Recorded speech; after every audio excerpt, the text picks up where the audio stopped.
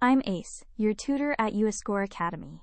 Let's learn arrays and repeated addition together, step by step.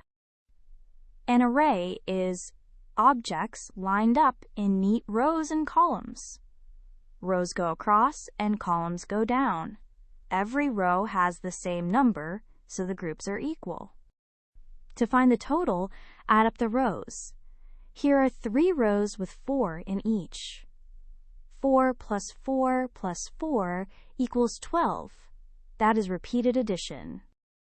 Repeated addition means adding the same number again and again.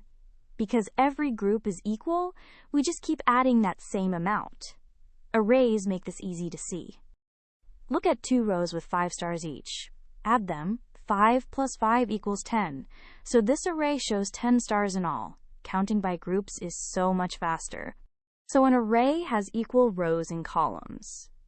To find the total, add each row again and again. That is repeated addition, and it gets you the answer fast. Great work!